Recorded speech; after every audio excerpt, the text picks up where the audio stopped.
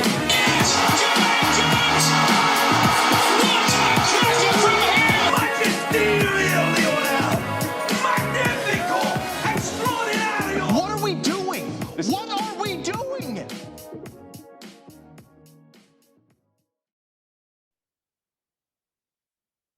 All right, we're live. This is episode 27 on the Half-Turn Podcast. We're back. What's up, Chad?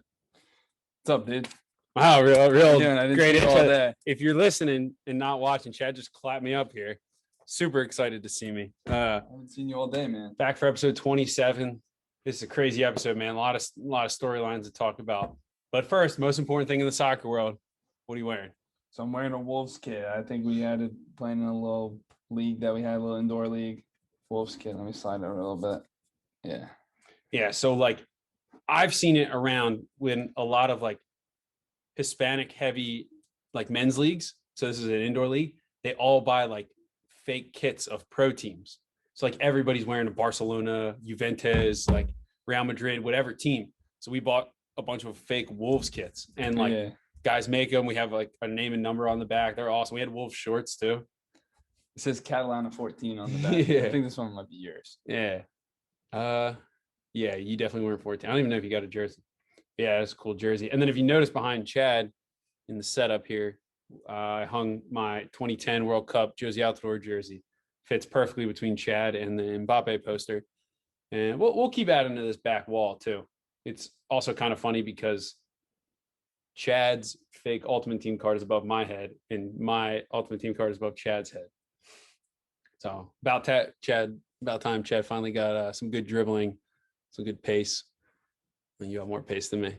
I have one more pace than you. Chad made him vote, so I think he boosted his stats a little bit. What are you wearing? So I'm rocking is this from the Euros? Do you know? I think it was a pregame training top. So for my birthday, Chad got me this like pregame for this France pregame training top. I think it was from this Euros, but it's cool. It's white with like kind of like dark blue like speckle things on it. Obviously it has like the France Federation, like the rooster chicken. I think it's pretty cool. Every time I wear it, someone's like, that's a really nice jersey. I'm like, yeah, it is. Yeah, it's tough. So they were swagged out, ready to go. Biggest news, we'll get right into it, right? Messi leaving Barcelona. I know, right? You hear it in the beginning of our podcast. Magisterial. Yeah. Ray Hudson, right in our intro. It's crazy. It's done. I mean, I was actually looking forward to watching more of Messi because it was going to be on ESPN Plus, which is way easier to watch than beIN Sports. Like ESPN Plus, we subscribe. I've watched more Bundesliga, more Serie A since it's been on there. And of course, the 1 year La Liga gets picked up by ESPN Plus, Real Madrid probably going to have a bit of a down year. Barcelona going through some tough times. So I was looking forward to watching Messi, but yeah, we got to figure out a way to watch some League One games. Yeah, we might have to find some sketchy streams or something. I don't know. But yeah, so Messi going to PSG. We figured we'd dive into that a little bit. That's the real news around the soccer world. It's crazy to have it now too, so close to the season.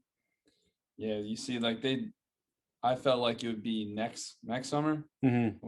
Was originally the plan. Yeah, but it seems like it kind of happened so fast. You heard like Messi's contract. I don't know what the deal was originally, and then all of a sudden, boom, Messi plans to leave Barcelona. Mm-hmm. A rumor gets out, blows up. It's like the biggest soccer news. We were literally sitting there at Chipotle, and Chad's like, "It's confirmed, Messi's leaving Barcelona." Like literally from the club. Like you know how like somebody will tweet something out, and some funny guy in the comments will say like, "Who's the source?" But like this one, the source was FC Barcelona. Yeah. So yeah, it was crazy, and like I think we were on the podcast like last year, like when the rumors started going again, and I think we talked about maybe he goes to City because of Pep Guardiola, and like it's the only team that could really pay his wages, and like PSG was obviously the other option, and I think that was the best option. It's really the only team that can pay his wages. Yeah. Now, do you want to look into why he had to leave Barcelona? Yeah. So I wrote some notes, and like to be honest, most of this stuff is all over the place. I think as the year goes on, we'll find out more and more. But Barcelona is in a terrible financial trouble.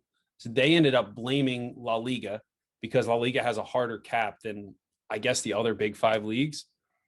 So it's recommended that 70% of what you pay, like so your expenses as a club, are in player wages. So it's recommended that 70%, if it's below or around 70, you're like a healthy club. You're not paying too much. Barcelona's without Messi was 95% of all of their expenses. With Messi's contract was going to be 110%. So they were losing money every year just trying to keep Messi, which is crazy. They call that the wage to turnover ratio. So that just, means how much of the wages are the expenses there. So there's reports that the club was $1.2 billion in debt, and the losses from COVID were $475 million. So I know a team like Barcelona, they do kind of rely on tourism, stadium tours, games. They have like really big stadiums, like bigger than most in England, right? Yeah. England, you think of like sometimes these like really nice, like 30,000 seat stadiums. But the Barca stadium's huge. Yeah, the Barca stadium's huge. Real Madrid is huge. Like a lot of stadiums in Spain are pretty big. But I feel like every team kind of suffered from what the pandemic had. Yeah. Honestly, like it sucks that people are in like financial trouble, but I think it was getting out of hand. Like I remember like when we first started getting into soccer, like Fernando Torres would go for like 30 million. It's like, wow, Fernando Torres. Now it's like some unproven 21-year-old that had like one decent season is like 30 million is like nothing for him to go to like a mid-tier club. It's like the transfer fees and the wages were just getting out of hand. I mean, Messi was making like, I don't know, like 53 million a year or something, which is just like absurd. That's a crazy amount. I don't know if you had anything on the Spain employment law. No, is that a so in Spain, the employment law is any new contract any new contract is required to be 50% of the previous contract. So if I make like be at $1 least million, 50%. The least amount I can make is $500,000. Okay, if that makes sense. And that Messi was willing to do that as well. Messi was willing to do $500,000. 50%. 50%, I meant to say. Which still doesn't help. So like even if he decided if he wanted to play for less than 50%, like even if he wanted to play for free, he couldn't play for free. Is that for any job or just soccer? I think it's for any job. I don't know. I guess that stops people from like exploiting you too. Like, and like he was in Barcelona. He was in vacation in Miami, I think. I guess he came to Barcelona. He was ready to sign. Barcelona wanted to sign him, and then they were like, we can't make this happen. And Barcelona blames La Liga. La Liga is just like following the rules, I guess.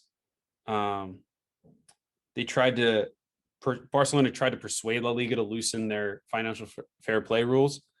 I don't know if that is something that they could loosen or not. Like that's like, I think they were just so in debt that even if they did try and help them a little bit, it wouldn't help because like they gotta stick to the rules, I went back, I found a 2015 article from Forbes. So this was 6 years ago. Barcelona expected $1 billion in revenue by like a yearly revenue by 2021. And analysts at the time were like, that's way unrealistic. So like, it just shows that Barcelona was way ahead of themselves. They thought of themselves as like this club that could never fail almost. And like they did, like they really ruined this. I also saw something, sometimes when you translate these articles from Spanish or their English websites or it's translated or whatever, it's not as clear as like an article from ESPN or something, New York Times. But La Liga was going to offer somewhere like 2.7 to 3 billion euros of like a cash influx, but the clubs didn't want to take the short-term gamble because it was going to sell off their like television rights. I read something about selling off the television rights for 50 years, but that doesn't seem right. So maybe it was just, it locked them into a certain rate increase for 50 years and they still didn't want to do that. They wanted to go back to the drawing board like every few years and renegotiate. Right. So they just didn't want to take that gamble. But that would have put some more money in all of the clubs. Yeah. But they it's just like a mess. And that's years and years of bad business.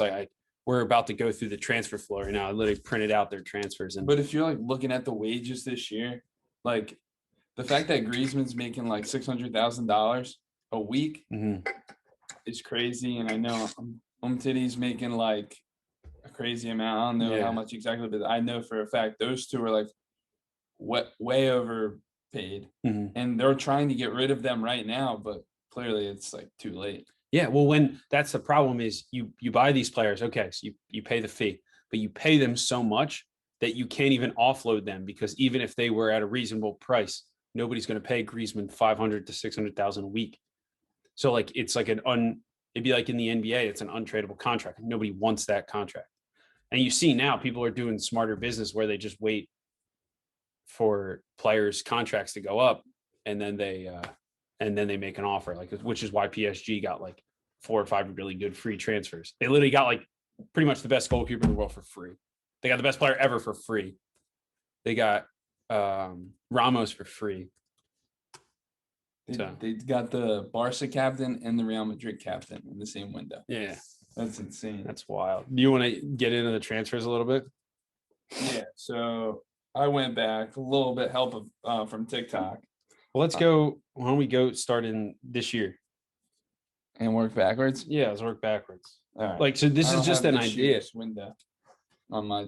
What is it? I don't have this year's window on my stuff. I have it. I printed it out, bro. You do your homework.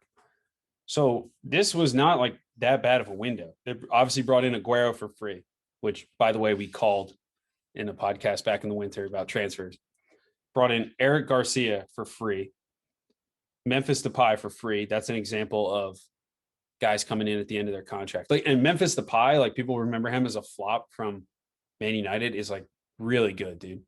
I think he'll be better than Griezmann. Then they sold Junior Firpo to Leeds, who I think is going to be really good as well. But they sold him for like 16 million. So they ended up making money this window. They sold a few other guys as well. And on Barca's books are always a bunch of guys that they kind of loaned out, or guys that they've loaned out for a few years now and they're still on the books. So there's a lot of guys. Yeah. So they made money this window. Yeah, but the amount of money that they're already down, yeah, they would have to make some serious. Oh yeah, they're down money and the huge wages already. So one window isn't going to cut it. So going back to 2020, so technically they sold Arthur for 79 million to Juventus, but took back Pjanic for 66.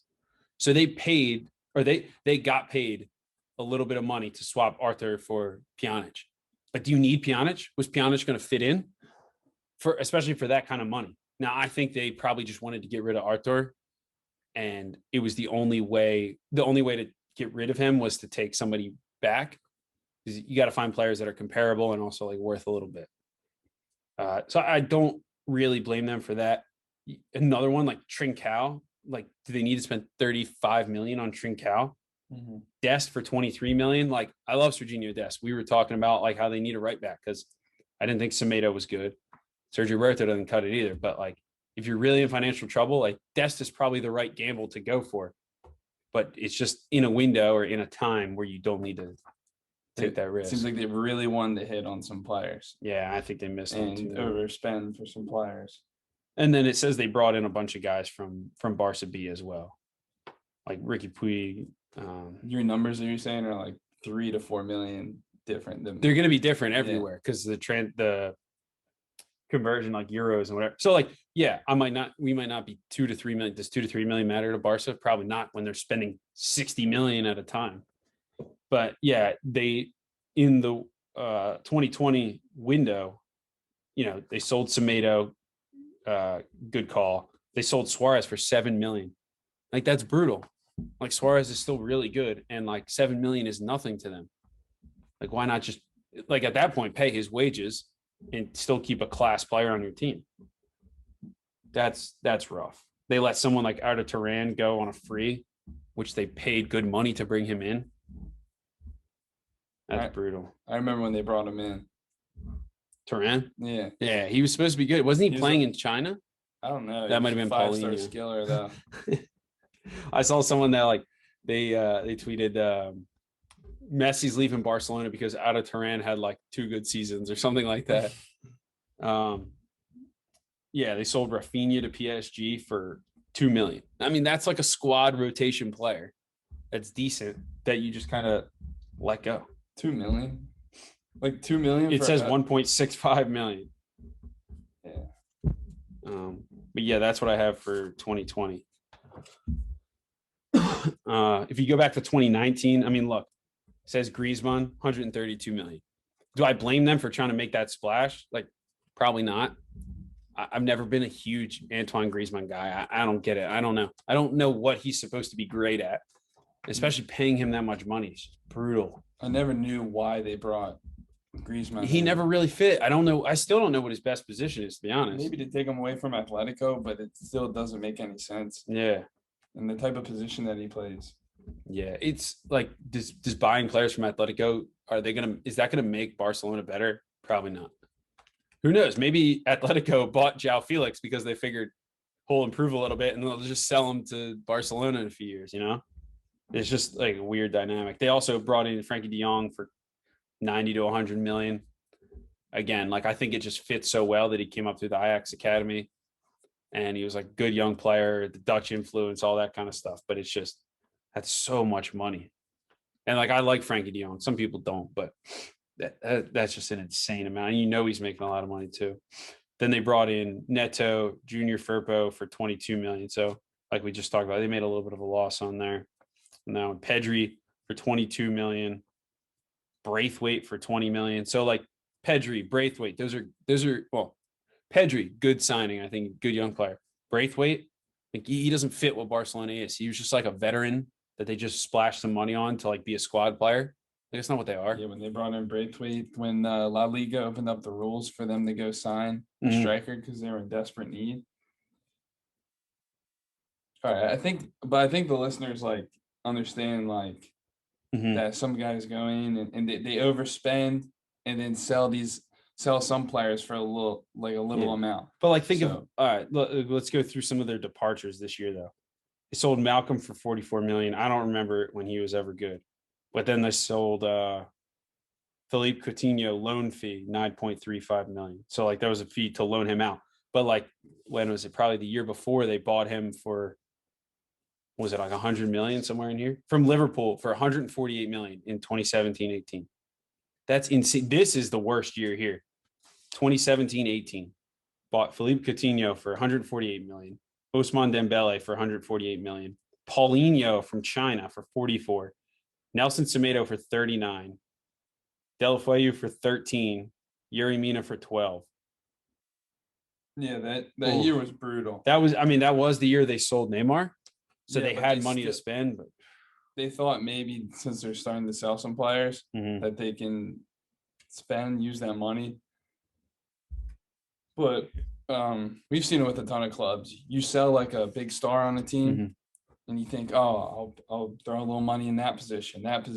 When really, like, if 2 of your 5 signings don't work out, it's a waste. You gotta hit. I mean, like Tottenham did that with Gareth Bale. They brought in Chadley. They brought me in. Yeah, Chadley. It's a good nickname for you. I think Eriksson was one of them. Who are some of the other guys? Probably like Lamella. Lamella was one. And Lamella looked good for a few years there. All right, I just want to look back. So I have the numbers from 16-17. So the total, my stuff's in pounds. I don't know what yours is in. Probably something else. This says dollars, but they could be a little bit off. So they lost 82 million in the 16-17 season. The next year they lost 128 million. This is all from transfers. 18-19 made 5 million. Great. All right, in the green. They can buy a few Rafinhas. Yeah, you can buy like 2.5 Rafinhas for that price. 19-20 lost 125 million. And in 2021, last summer, made 15 million. So a total net spend is negative 315 million. Starting what year? 16-17. Wow. That was the Neymar year. No, that was the year before Neymar. Okay. Wow. Yeah. That's brutal. And that's with Neymar's like huge transfer selling him. Yeah. Now imagine if they screwed up and let Neymar go like on a free transfer. So yeah, that's rough. You wonder why Some of the numbers I have. Mm-hmm. So yeah, when people ask why Messi didn't stay, like it's just bad business. Like how do you mess that up? Like you look at all the best clubs, they're like sustainable, they're long-term thinkers, and they put Barcelona get away I from don't it. know, man. I think Messi can make a comeback next year or the year after. I know his contract's till like 2023. I think it's a 2-year contract. Yeah, but I don't really know. Mm-hmm. There's always something with those contracts. So I could see him going back to Barcelona at some point. Oh yeah, 100%. Maybe I don't think he really wanted to leave Barcelona. No, I don't think so either. So I was kind of guessing he'd go to Inter Miami, to be honest. Like I figured he's kind of won everything there is to win. He loves Miami. He was just vacationing there. He would dominate MLS way too much.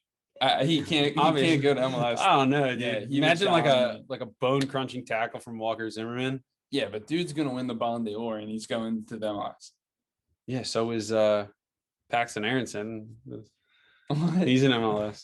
So Greg Shea's gonna win the Ballon d'Or. He's in MLS. So that's what's wrong with Barcelona. Yeah. I think PSG will be pretty good. Now look at PSG. Yeah.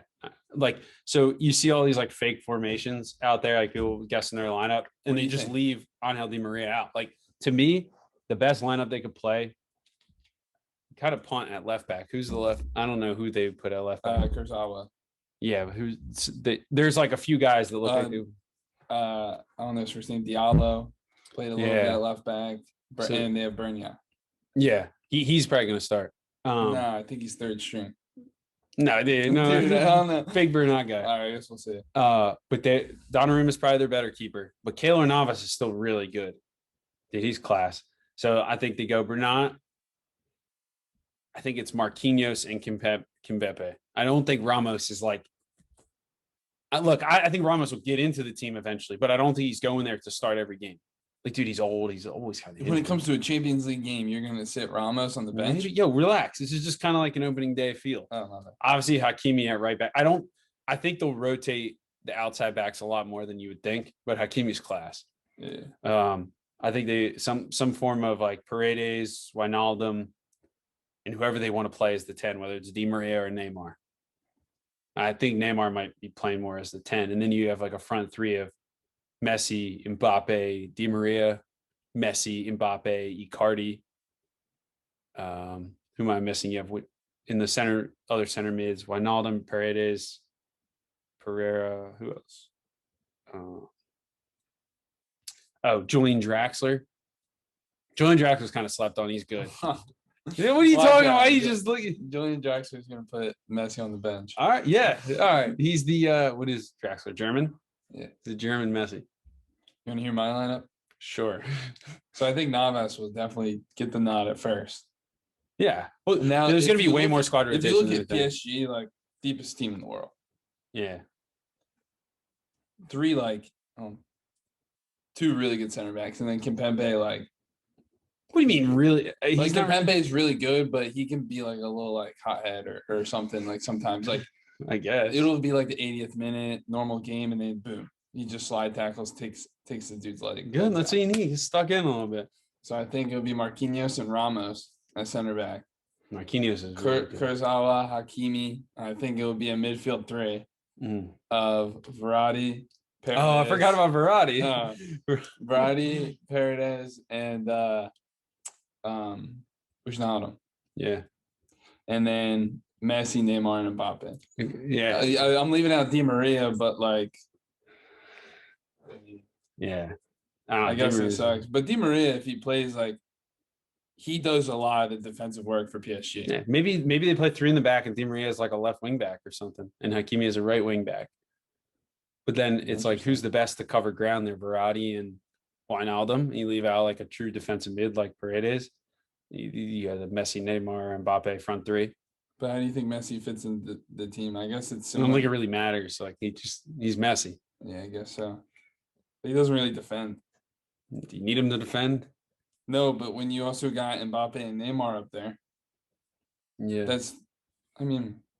they can get in their defensive shape, but I don't think they're really pressing anybody. No, I don't think they'll have to press much in the French league. Speaking of the French league, though, it started last week. and I watched some of the highlights. I didn't get to watch any of the games. American Conrad de la Fuente, actually from Barca, got sold to Marseille. He had an assist, and he's playing pretty well. Got team of the week. So that's pretty cool. Yeah, that's tough. Came up through the Barca Academy. Anything else on this Messi PSG kind of thing? No, not really. I just think it's cool that like Neymar left to have his own team, and then Messi comes. And now I don't think he left to have his own team. Mbappe was already there, right? No, he was No. rumored to go there. Okay. I Either got you, buddy. Either way, Relax. it's still Neymar's team. Like before Messi got there. It's Mbappe's. It was Mbappe. No, it's Neymar's Dude. Neymar's better than Mbappe. He's playing in Paris. He's literally I think he's from around the outskirts of Paris. He's French, playing for PSG. It was Mbappe's team. It's Neymar's team. All right, buddy. Oh. It was Bernat's team. Yeah, it was Rabiot's team. Oh, dude. Did he play for PSG or not? Did I just make that up? No, he did. Okay. Anything else to talk about this or what? No. Kind of like how the French national team is Rabiot's team as well. Yeah. He's like a hybrid left back. So we gotta figure out a way to watch some. Yeah, we'll get there. Ligue 1. Ligue 1. All right, so we want to talk about the start of the Premier League. Premier League preview. All right, first let's plug our fantasy league. If you're listening to this, it might be after the Premier League started, but this is Wednesday night. It starts Friday afternoon. So we started a fantasy Premier League. The link is in the bio of all our social medias. You can just click the link tree there. It has all our links to social medias. Just click Fantasy Premier League. It takes you right there and you join. So I think last time I checked, we had like 9 or 10. Like, just invite whoever you want, like anybody. I think it'd be cool. And then we've been talking about making up T-shirts. We have like stickers and stuff. So like, Winner gets a prize. yeah. So we'll give out like free prizes. Like I don't care giving stuff out. Like, it's cool when everybody checks their team and it like, gets competitive. There's always like, I used to be in leagues where like people stop checking after like week 5. And it's come on. Yeah, it's not fun, but I think Fantasy Premier League's sick. Yeah. Who's your captain? Actually, this week it's Trent. Oh, dude, he's my captain. My bad, I didn't know. Yeah, well, they play Norwich, and Robertson's out. So Alexander-Arnold's probably going to take all of the set pieces. Probably going to get a clean sheet. Maybe an assist or 2. So, yeah. Who's your vice? My vice might be Calvert-Lewin. Oh my god! I had to pick him, bro. I think I picked him too, but my vice wearing a Wolves. Yeah, you love the middle of the table, don't you? Yeah. He's a middle of the table fan. I'm comfortable in the middle of the table. My vice is Riyad Mahrez because I don't think Grealish is necessarily going to play on the wing, and if he does, I don't think he's going to start this week. And I think Riyad Mahrez didn't really play this summer. No Euros or Copa America for Riyad Mahrez. So I think they're going to lean on him to score a lot of goals, especially early. I actually did buy Grealish. Grealish was only $8 million in the $100 million budget. And I figured, all right, in like 3 or 4 weeks or when Grealish really gets going, he could be like 9 or 10. So I'm buying low on Grealish, but he's on my bench. We can talk about that once we get to Main City, like in our little preview. All right. So you want to start off? Do you want to just go? I'm going to start from bottom to top. So I have my top, obviously. What you think is your bottom? Yeah. Like 20th to first place. So you think this team will finish 20th and then we'll go up? Yeah. All right. So what I think a little light in the beginning. And so like obviously we're not going to give you like tons of information on like the bottom team, but like maybe they're interesting to watch or something, Yeah. So 20th, I have newly promoted Watford. They finished second in the championship, so that's automatic promotion. Let's see what info I got from Watford. So they got Ismail Sarr. I think that's how you pronounce it. Oh, I remember him. Yeah. Yeah, he's like not the star of the team, but like the bright spot of the team, winger. I remember him from when he was 2 years ago. Yep. So he's pretty good. They signed veteran Danny Rose. Sarr actually scored. I'm pretty sure he scored the goal to beat Liverpool the year Liverpool was undefeated through like February. And Watford beat him. Yeah, it's 3-1. They have Danny Rose? Yeah, they got Danny Rose. I don't know if you guys watched the Tottenham All or Nothing documentary. Yeah, the falling out with Jose. Yeah. Who doesn't, right? That guy is like, he's like a prehistoric dinosaur, bro. That guy doesn't adapt to the times at all. Jose? Jose. Roma's going to be a failure. They're probably going to suck. Save it for our Serie A preview. Yeah. We're actually doing a 1 hour pod just on Roma and how they might get. We'll get to it, but I think they're bringing in Tammy random Abraham. news. Locatelli might go to Juventus. Really? Yeah, I heard that. I mean, that's pretty obvious. Like Italian, like young Italian. Anyway, Okay. they also picked up Josh King from Everton. Okay. I mean, he didn't play like at all at Everton, striker, and then they still got Troy Deeney. Is that the Still King that used to play running for up top. Bournemouth? Or Watford as Troy Deeney. What? Is that the guy that used to play for Bournemouth? King? Yeah. All right. Yeah, he was decent. So Troy Deeney's still in the Prem. DD. Yeah, so that's all I got for Watford. I think they're gonna finish last. Oh, sorry. dude. I mean, like, Okay. I don't think there's a whole lot of Watford fans Continue. watching that are a little upset about that. 19th, I got Brentford. So they were championship playoff winners. Let's see. So Brentford actually, I don't know much about the team, but I much know either. they. I'm pretty sure Billy Bean, the Moneyball guy, Yeah, he's on their board, and they're No, known for that's- being very analytical. I think that's Barnsley who has Billy Bean on the board.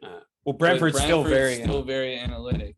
yeah. And I read something like XG. They love the XG They love or whatever. XG. So I believe in them. And they don't believe in like if a manager has a bad run of form, not to like put him on the hot seat because like it's I don't know something analytical about that. That's cool. But I do think there's been analytics like conferences and stuff where they talk about like XG, what creates XG. So it's just kind of a side note. But the Sixers GM Daryl Morey, very big in analytics. He was at a sports analytics conference one time. He's talking about like soccer and analytics, and he said if he ran a team, he would tell them to never pass it backwards because in that scenario, it never adds to the XG by passing it backwards. But like to me, XG is the probability that the shot you're taking goes in. So if you're passing it backwards, it's probably a harder shot. But is he considering the fact that you're passing it backwards to move it somewhere else to get a better shot? I don't know. Yeah. But that's why I like there's still so much more research in soccer to dive into these analytics. I think it's cool. So maybe we see it sometimes from Pretty Brentford. cool. Yeah, it should be probably really good interesting on to see how they do it. But they have strikers names Ivan Toney, Mhm. 31 goals, I think it was. Wow. In the championship, 11 were pens. So if you want to spend, I don't know how much he is in fantasy prem. I might have to go If you at him, wanna- bro. He scored 11 pens. I think he does like a little funky run up too, like a little jump thing, like Mhm. Jorginho.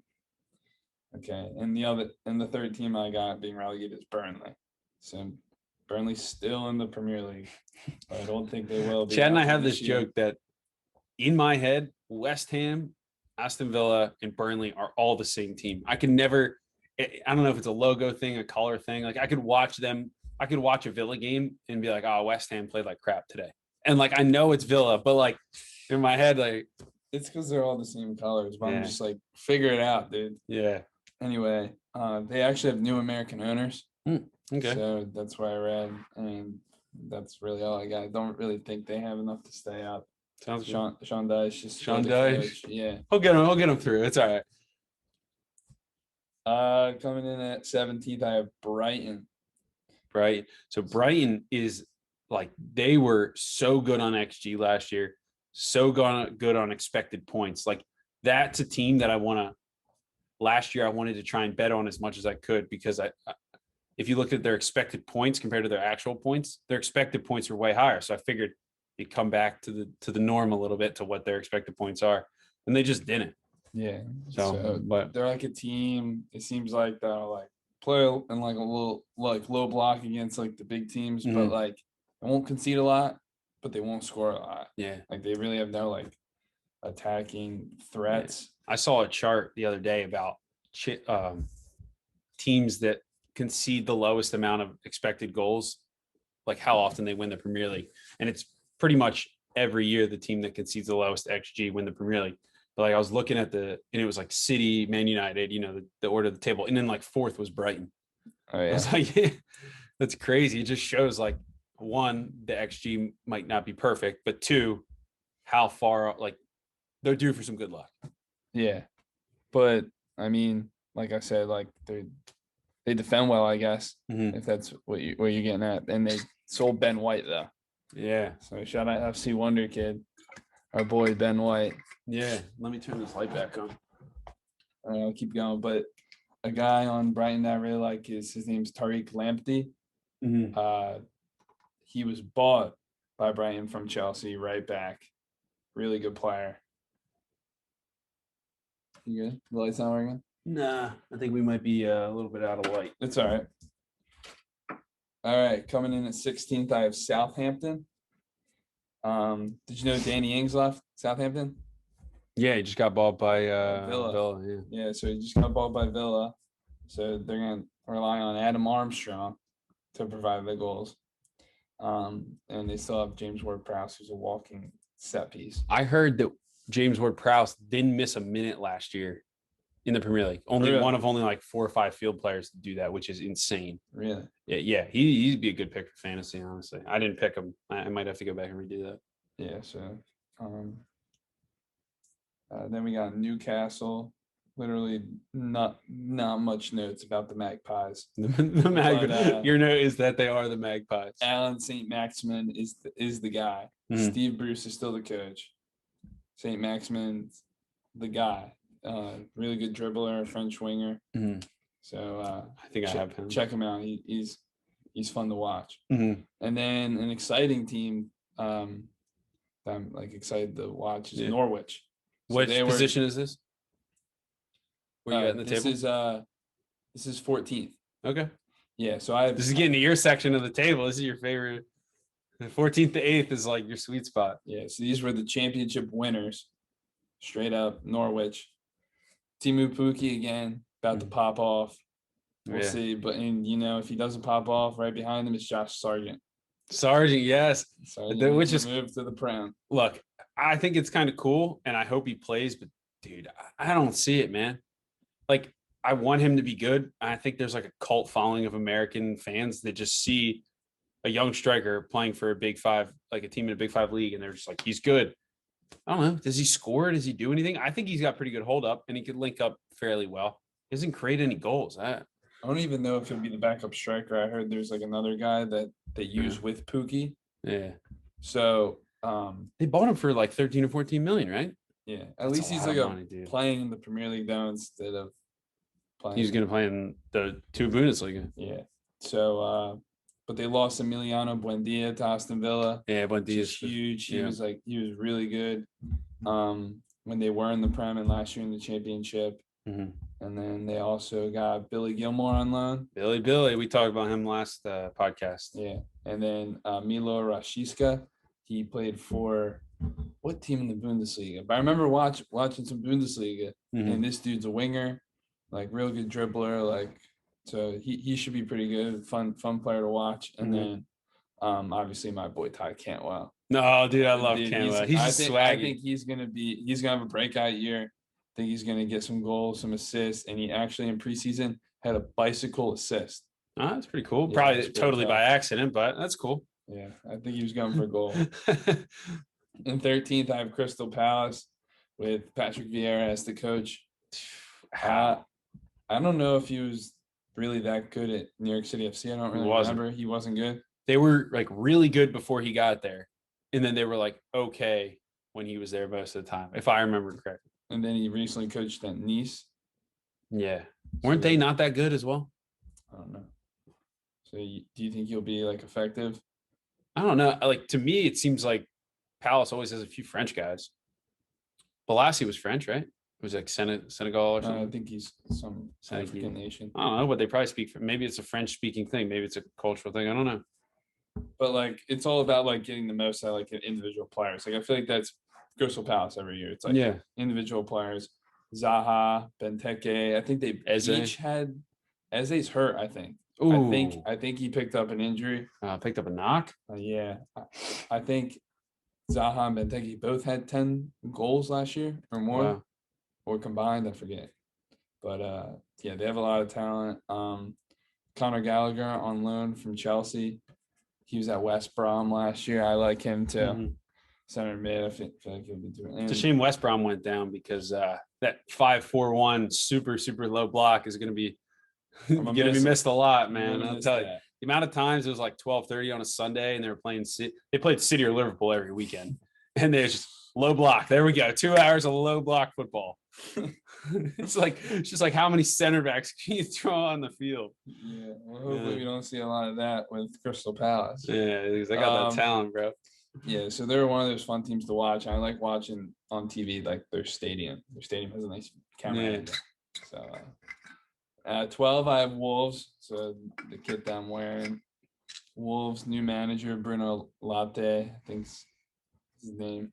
They got Francisco Trincao from Barca, which we mentioned a little bit earlier in the podcast. Really? Yeah. I did not know that.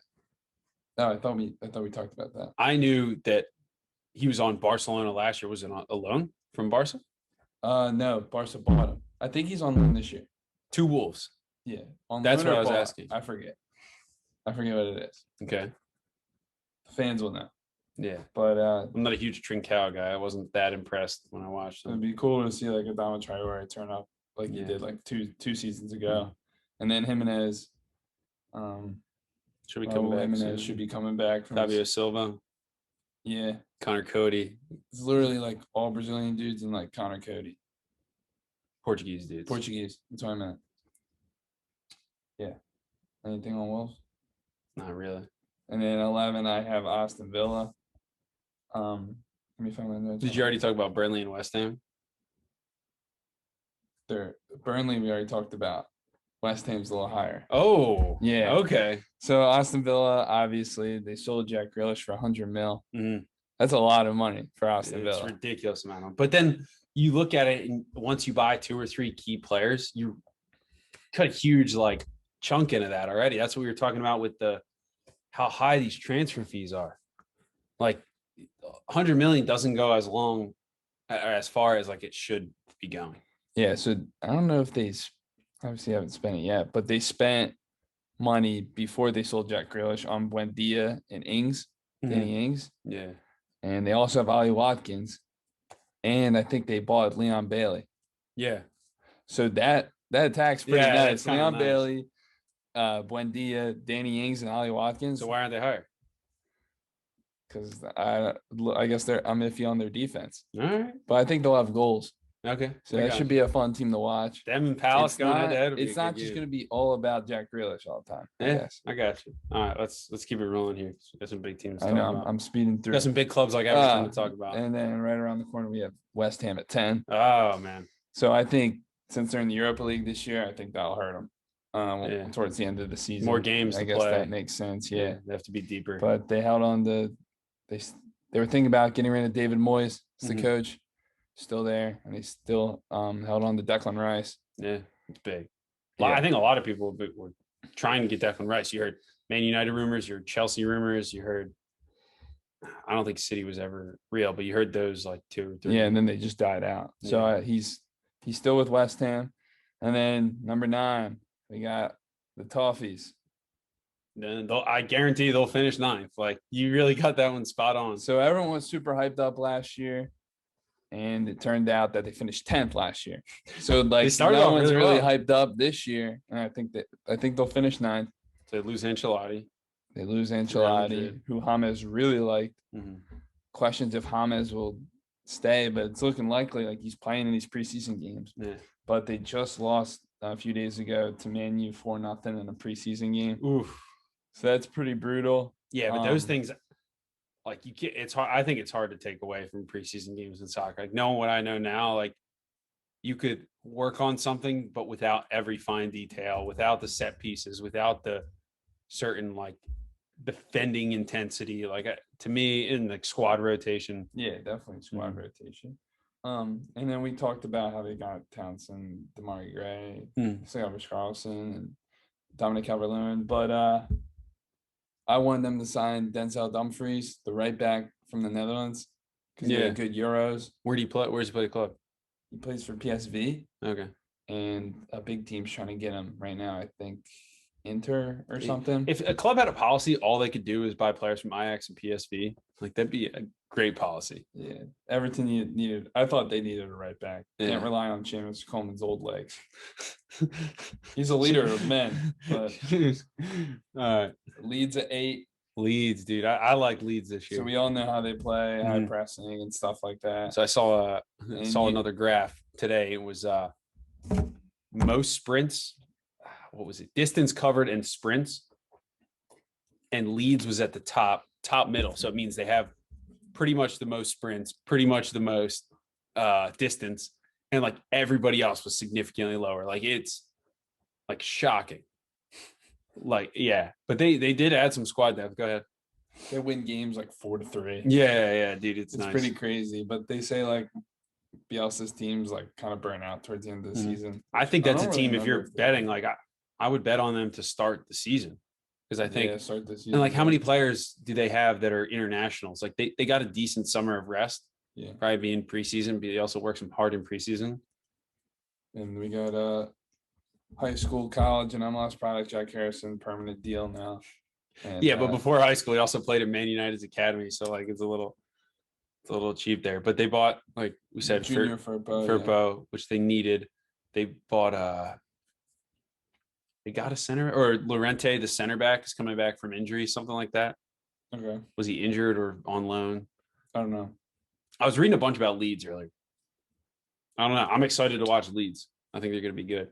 Everything revolves around Bamford too. He's going to score goals.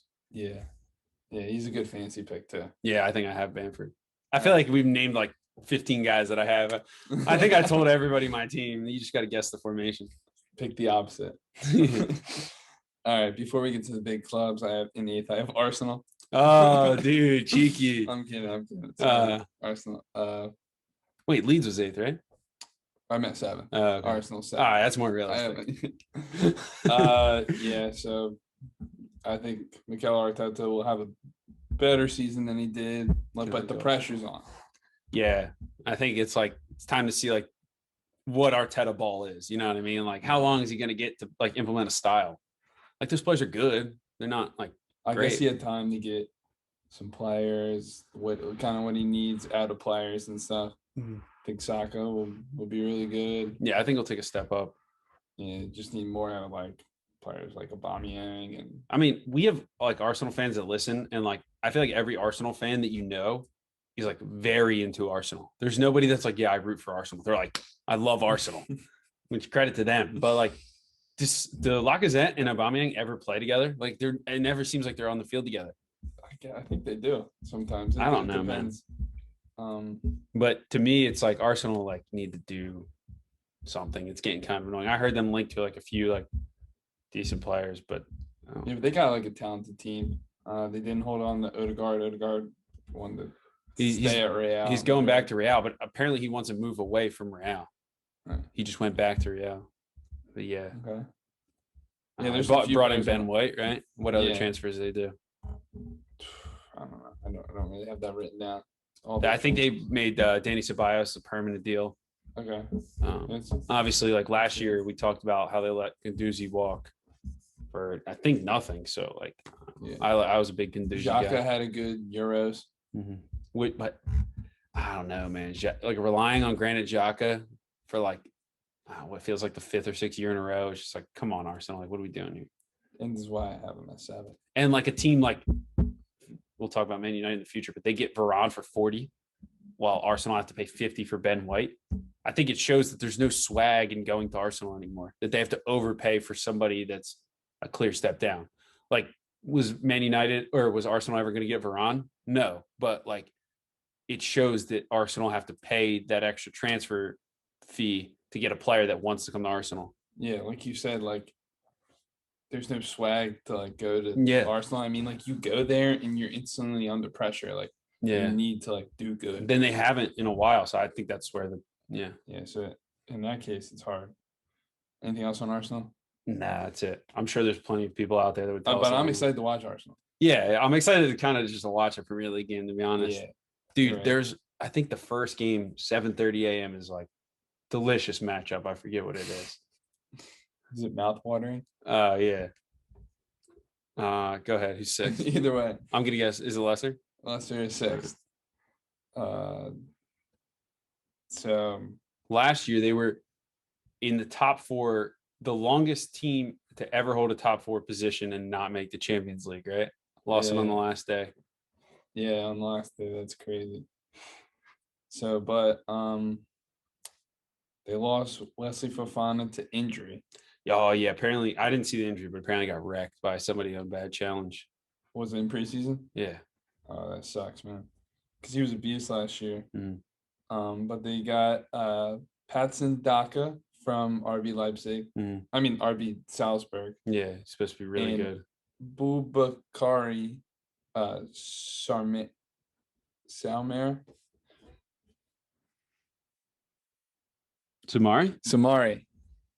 So apparently that dude's supposed to be really good. Where's he from? Center midfielder.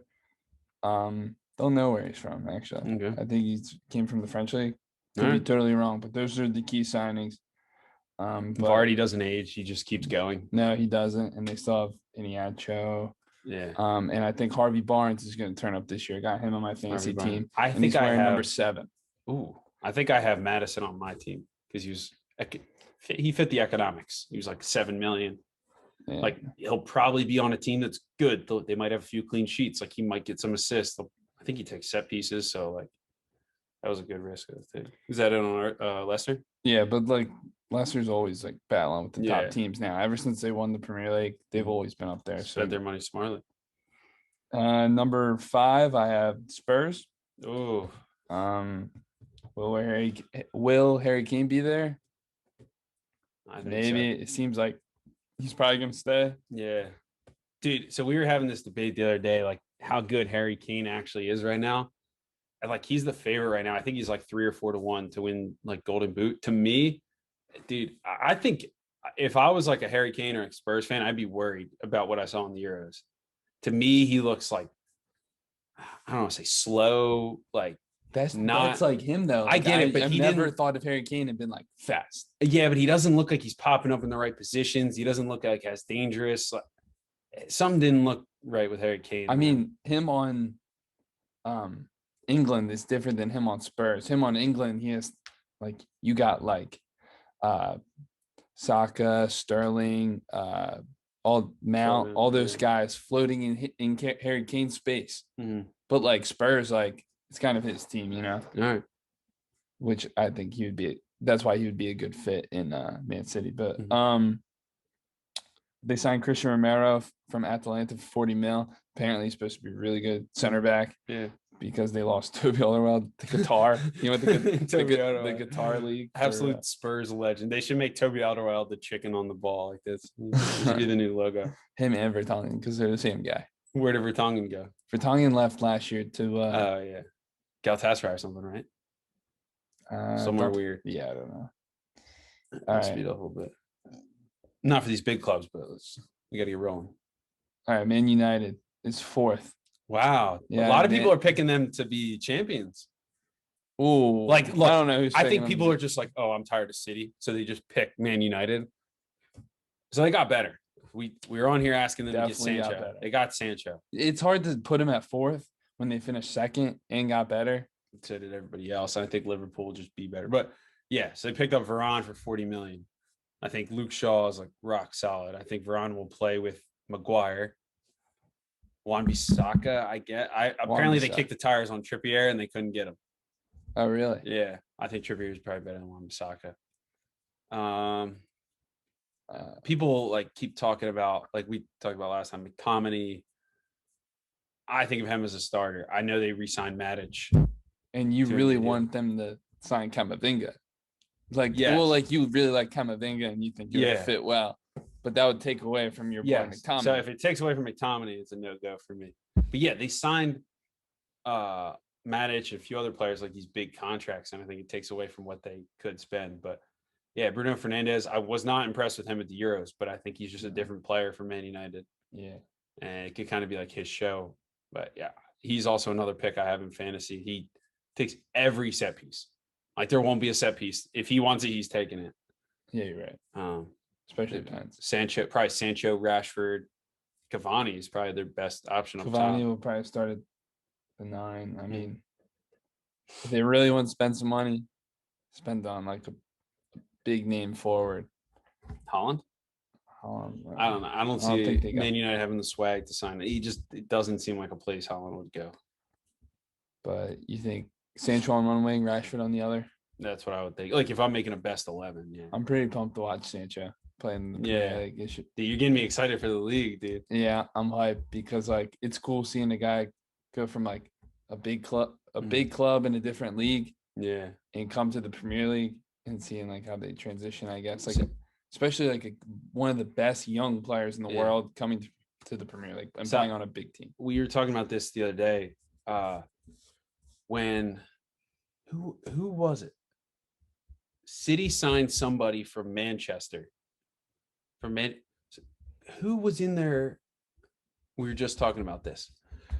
So what happened was, Sancho was in Man United's youth system, Man City's youth system. Yeah, came through, didn't break through, whatever. Sold him to Dortmund. Now he's coming to Manchester United. So Manchester United put up a billboard that said "Welcome to Manchester" and it had him in red, a red jersey, red billboard. But it was because City did that to somebody else that was in the Man United academy. Oh yeah. Who could it have been? Oh, I don't know. Man, it's gonna drive me nuts now. Was it a young player? It must have been. I don't know. Whatever it was pretty cool banter though. It's quality banter. So who do you have third? Oh, any more on Man United? I was just gonna say big season for Ole. Yeah, to me, it's like if he doesn't do anything now, like what are we waiting for here? Dude, if he finishes like 5th or 6th, yeah, is it time for him to go? Even if he, let's say he like gets knocked out in the quarterfinals of the Champions League and like still finishes top 4. Is that the ambition for Man United to do that? Yeah, that's like I mean, now it might be, but like in the grand scheme of things, like if you want to do it, like you sign Sancho, go sign Haaland, like get there. Yeah. Like cut the dead weight. If it's Pogba, get rid of Pogba. You know what I mean? You're not getting the best out of him anyway. You haven't. Like Pogba's great on France because he's connected with other players and he plays his game. Like, you got to accept the good with the bad. Like Pogba's not going to be the perfect midfielder for Man United. It's just not how it works. I just want to say this. Like, I don't mean to be that guy, but like we're getting to the point where like Man U's great seasons are like pretty like they're 10 years ago. Yeah, like dude, when I like it's getting to the point where they need to start doing something before they turn into like a team that's just like second tier. Like when we first started getting into soccer, like 2011, 2012 was like when we really knew like everybody on the big teams. We knew all the transfers. We knew everything going on. Like since then, like they haven't won anything. So I have them 4th. I think that area of the table will be pretty tight. Mm-hmm. 3, I have Chelsea. Yeah, I can see that. I think some people might be picking them to win as well. But to me, they won the Champions League and like were they really Super Cup, dude? They won the Super Cup. Dude, Super Copa. They weren't the best team in Europe. Like I wouldn't even call it like a lucky run. It was just things just kind of happened for them. It wasn't like they were playing great, scoring all these goals, and they were just on fire. It was just like they beat a weak Real Madrid team. They beat, Porto, right? Like these things just happened. They kind of just fell in front of them and they took, and Lukaku seems like he's on the way. Yeah, I heard that's like close to a done deal for what, 115? I saw like 97 million. I think it was pounds. Dude, I think Lukaku's like good. Like he's reliable. He's just an absolute force, bro. Like he was so good for Inter these past few years. But if they play that formation with the 3 center backs, wing back, 2 center mids, and a front 3, you think it's good or bad? You think it's going to be Haaland? I mean, man, somebody could dream. It's going to be Lukaku if he comes. Mm-hmm. One wing one side will probably be Havertz. Yeah, it can't be Werner. You can't play Werner and Lukaku at the same time. First of all, Werner sucks. And like that would just drive me nuts. I don't think it's Pulisic. Like I think so. Pulisic didn't start in Super Cup today, which might be a good sign that he starts the first game of the year. But I could see Pulisic at least for the first like 2 months being a like always plays 40 minutes. Like they rely on him to bring a spark, but he's not a starter, which is disappointing. But yeah. As Chelsea gets better, he gets like pushed down. Yeah. And to be honest, like I don't think a lot of it's fair. Like he's performed in just about every good stretch of games he's got. Yeah, and like on his day, he's the best player on the team. Like, but back to the Lukaku thing. I was talking to this. Hold on, Pulisic carried Chelsea after the lockdown and got them into the Champions League. in the Champions League in which they won. So like that's pretty crazy to think about. Yeah. All right, continue. So back to like the Lukaku thing. Mhm. They signed Werner last year for a ton of money. Think like, oh, Werner's gonna be their striker. So I was talking to this with Dad. And Dad, so our dad, like not the huge soccer guy, but I tried to explain it. It's like, say you're an NBA team and you need a point guard, you get like Drew Holiday, and then say he doesn't perform well, then you get Damian Lillard, and now you just have both of them. So that's kind of like what Chelsea's doing. Like they got Timo Werner for a ton of money, want him to be the striker. I don't get it. He doesn't really like perform how they want him to. So they're just gonna buy Lukaku and just have both of them. Yeah. Well, to me, with maybe a different type of player, I think Werner could probably play on one of the wings. But like the way he plays, I think it's a little too similar to Lukaku. And how is Chelsea complying with financial fair play? Like they're just spending ridiculous amounts of money. I have so much money though. Yeah. Like they're one of the biggest clubs in the world. Yeah. They so obviously Gilmore goes out on loan. They saw Conte, Kovacic, Jorginho. I think Reece James will take a big step up in that like wing back role. And maybe Azpilicueta still plays as like one of the outside center backs, but like takes a lesser and lesser role. Yeah. Fun fact for you, Chelsea's leading goal scorer last year is Jorginho. It's 7 penalties. That's crazy. Yeah. Oh, they're all penalties probably, right? Did he have any actual 7. goals? All 7. Wow. Were pens. And then number 2, finishing second, I have Liverpool. Okay. They fixed that center back issue that was hurting them all last season. Did they got rid of Kabak, right? That might have just been alone. Who'd they bring in? They have the Konate from Leipzig. Yep. And Van Dijk, he'll miss like the beginning part of the season, I think. Oh, like, sorry. Back to Chelsea. They were rumored to get Jules. What's his name? Oh, I forget it. Continue. Go ahead. All right. So yeah, Van Dijk is back. So it's basically buying another center back. They bought 2 center backs. Yeah, and then they obviously still have Matip, Joe Gomez. I don't know if rolling off Matip as like justifying the finishing second, but I'm just saying, like it's now they're deep. Depth, so they don't have to play like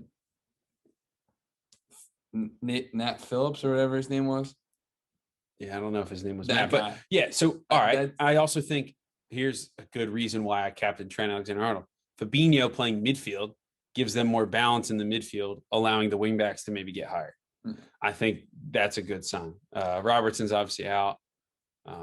Like if they get like let Thiago beat Thiago maybe this year, like I think when things work out a little bit better, if Fabinho's in that 6 role or Henderson, one of the two, maybe Thiago like finds his form again and is one of the best 5 midfielders in the world. Yeah, he didn't do too well last year. Yeah, and then who would be their other center mid? They got like Curtis Jones. Yeah, there's a few guys we're missing. I feel like they always just kind of rotate. Naby Keita. There's some other guys we're missing. Yeah, because Wijnaldum's a loss. And then they have big loss. Obviously Mane, Salah, Firmino, Diego Jota. Yeah, so that's that front 4 will probably rotate. And if they're all playing and they can get in form, mm-hmm. dude, they can score goals. So up top of the league again, Manchester City. It's my team, man. Yep, Man City. They're like too deep everywhere. I think they just got better. They're obviously the deepest team in all of the Premier League. Yeah. Second deepest team in the world behind PSG. But yeah, they might be deeper. Like maybe not top end talent, but De Bruyne probably won't start the season, right? Pick that ankle injury from the Euros. Yeah, he has a little knock. But probably roll out still Stones, Diaz, I guess Walker, and Cancelo probably. Still have Zinchenko. Still have Mendy. Do they still have Mendy? I'm pretty sure, yeah. You have a bunch of midfielders with Rodri, still have Gundogan, still have De Bruyne when they can. I think they might be, dude. You think they'll play Grealish at center mid? No. I'm starting to think they will. I think he would play off because they have so many left wing. So maybe Bernardo Silva will play some center mid for them. That's right. But I heard he might get sold. I don't know. Bernardo, and then Mahrez has been balling out in preseason. I've been watching some of his highlights. It's a good pickup by me. And then Sterling, Foden. Yeah. Gabriel Jesus, Jesus. who I don't really like, but I think they like the idea of, like, if they got a difference maker like Holland or somebody a step below, they'd be okay playing a traditional 9. But I feel like they're fine playing like Fernan Torres or somebody else in that like false 9 slasher role. I expect them to play like Foden in that role. Yeah. Foden, Sterling, and Mahrez out wide, or Grealish. Mm-hmm. I don't see Grealish playing that false 9, but like Foden in there. Hell no. Pep's teams always seem to make it work. Yeah. I hate when people criticize Sterling, dude. I think Sterling's like really good. Like, look, there's a difference between like the best looking player and like he's just so effective. He makes good runs. He's always in dangerous positions. Like, if he's in the box, he's learned how to manipulate his body to make it look like a penalty. Like, if he's about to kick the ball and someone's foot is there, he'll like turn his body to kick it a different way to make sure that their foot gets his foot and he earns a penalty. He's just good. He's always in dangerous spots. Yeah, he's a flopper, but like you might think of like a tricky fast winger as not being that smart of a player, but I think he's like next level smart. He knows when to make runs. Like, yeah, he's not that clinical, but yeah, he's not clinical enough. And I want to see him like dribble at someone every once in a while, you know? Yeah, they do. So yeah, I think that'll be interesting. So yeah, so my top 4 was City, Liverpool, Chelsea, Man U. What about you? Just give me your top 4. Or do you want to go through it? All right, my turn to go through all 20. Nah, I think look, I'm not like anti Thomas Tuchel or anything, but I think they're a little worse than people think. So I think I would be a little high on the Champions League. I would put them 4th. We didn't even talk about Mount in their preview, who I think will take another step up. I'll put them 4th. I'll put Liverpool 3rd, United 2nd, and City 1st. Just because, like, over the course of the season, like, could I see Man United maybe making another signing in the winter? Probably. Liverpool doesn't seem as like, where are they going to make a signing that gets into that first team for Liverpool? I don't see it, you know. But Man United, like, if they wanted to splash money or do something, I could see them doing it. Yeah, that's our Premier League preview. That was pretty long, I think. But yeah, Premier League preview. A little recap of the Messi situation too. Anything else going on, or no? Just if there's nothing else, I would say just try to follow us on social media. We'll be posting updates and stuff. Click the link in the bio to join the free fantasy Premier League. Winner gets a prize to join. Not just the winner. Like, I'm thinking if somebody has a good week, send them a prize, or like maybe 2nd and 3rd place also get a prize. If your team scores over 200 points, we'll fly you out and tell you to fly you out. We'll fly you out, and then you'll. I don't think anybody's ever scored 200 points. You'll come chill with us. All right, is that it?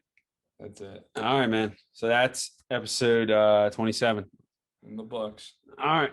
See you. All right. See you.